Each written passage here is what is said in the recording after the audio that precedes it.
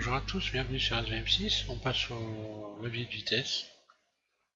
Alors le levier de vitesse, je vais vous donner les détails. Je vais vous donner tous les détails à respecter. Vous allez pouvoir télécharger donc un ensemble de photos également avec un gabarit.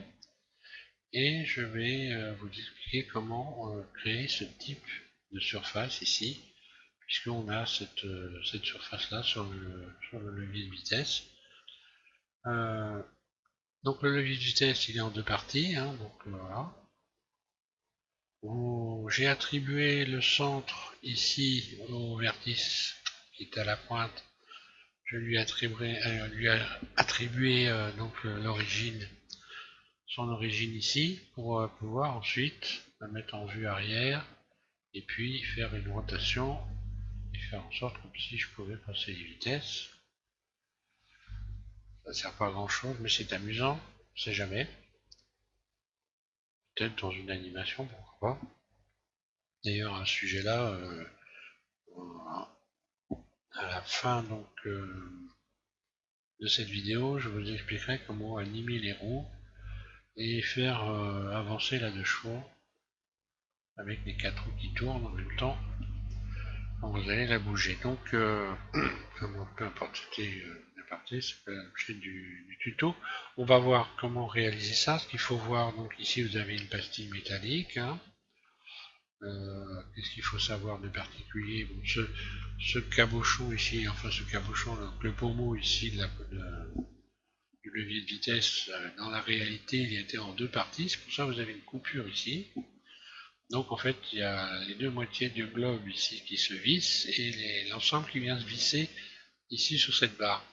Simplement à l'intérieur, j'ai mis une texture plus claire pour qu'on voie bien une différence là, quand même. Sur le véritable levier, ça se voit très nettement. Et puis voilà ce qu'il y a à savoir, rien de plus. Hein. Ici, il faut éviter d'aller chercher, de retendre les surfaces en allant chercher des angles aigus. Hein, il faut y aller doucement dans le. On va regarder ça. Je vais déstresser. Voilà. J'ai arrêté donc quand j'ai tendu mes surfaces. Hein, je ne suis pas allé au bout. Parce que si on regarde bien ici, c'est très très arrondi sur le véritable levier de vitesse. C'est très arrondi. Donc attention à ça pour avoir le véritable aspect. Hein. Et puis voilà, donc après vous n'avez plus qu'à le mettre en place comme vous l'avez fait. Je vais vous faire voir donc les photos que vous allez pouvoir télécharger. Donc je vous ai pris une vue comme ça. Ici, c'est ce qu'on va réaliser avec ce tutoriel. Et puis donc le pommeau. Et donc ça va vous servir de gabarit. Voilà.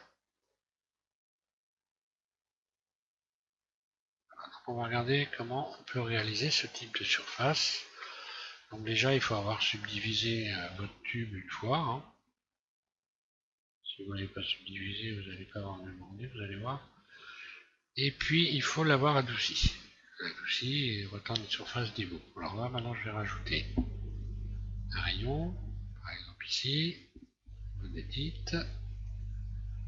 Sélectionne tout. J'ajoute un rayon ici. Et je rajoute un rayon ici. Voilà. Ensuite, vous sélectionnez toutes les faces sélectionnez toutes les faces que vous venez de créer ici. Et vous allez faire Extrude surface ES. Je vais déstresser pour qu'on voit bien. Et passer dans ce mode-là. Extrude surface, ça vous fait ça. Donc après, vous pouvez prendre les poignées ici de déformation et ramener les bords pour avoir des angles droits sur les bords ici. Vous rajoutez ensuite un rayon de ce côté-là, puis un rayon ici, puis au milieu de tout ça, vous allez mettre une douzaine de rayons.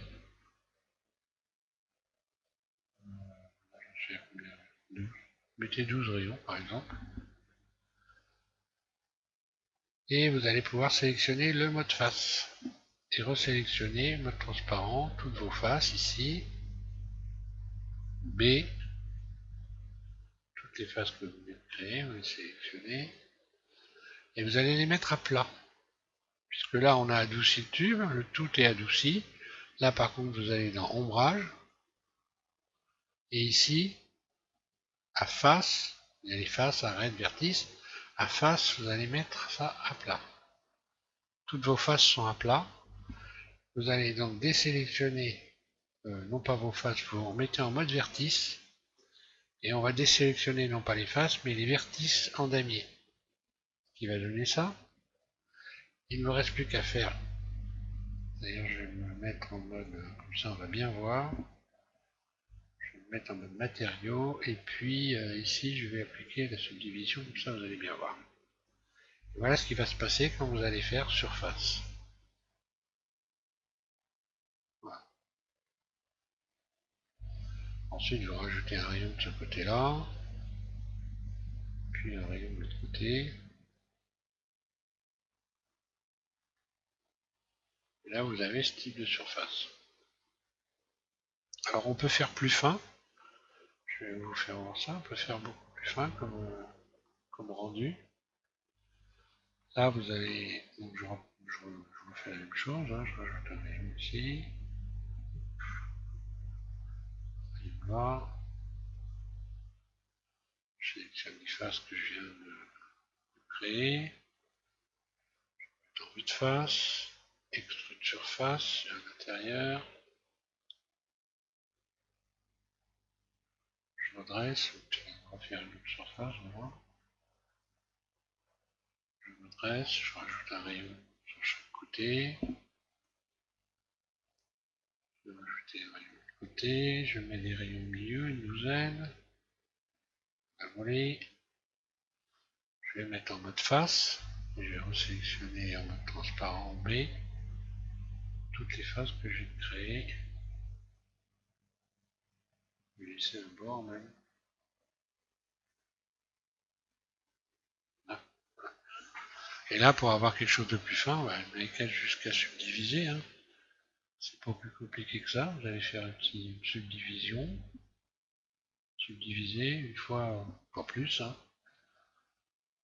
Vous repassez en mode vertice. Vous désélectionnez les vertices en damier, désélectionner en damier, puis surface. Et on va regarder ce que ça fait en direct. Là, surface. Ici, vous pensez bien à subdiviser. Et là, vous pouvez même regarder en direct ce que ça donne, votre surface. Alors, j'aurais peut-être même pu faire une surface vers l'intérieur pour voir. Voilà.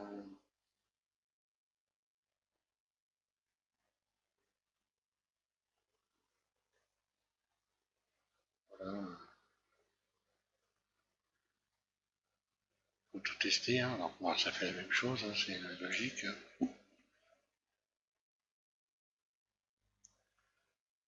Est-ce que je les ai bien mis à plat, moi, parce que là je trouve qu'elle est bizarre, évidemment.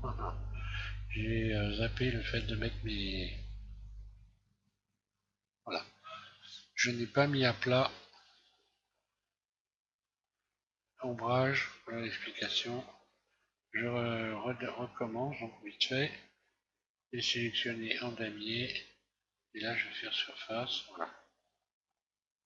C'est trop mieux quand même. C'est bizarre, c'était un peu adouci. Donc voilà le truc, hein, c'est surtout de penser à avoir mis vos faces à plat, et puis d'avoir subdivisé, sinon vous avez ce type, ce qui peut servir éventuellement. Hein. Mais là, pour la 2 chevaux, il faudra avoir quelque chose qui ressemble plutôt à ça. Même ça, c'est pas mal, mais bon, ça augmente le poids. Hein. Voilà, il faut savoir quand même. Hein. Je vais remettre mes petits rayons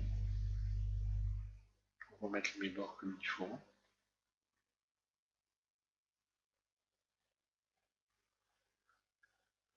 Donc là, il faudra en mettre 2 pour vraiment revenir au bord proprement. Et voilà. Si vous voulez faire des barres pour le sport, pour les poids, pour le lever des poids, voilà une solution pour faire les barres. Ça peut servir à beaucoup de choses, hein.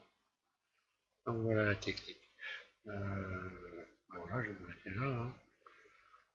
Je vous invite donc à réaliser cette modélisation avec tous les éléments que je vais vous donner. Vous devriez y arriver sans trop de problème.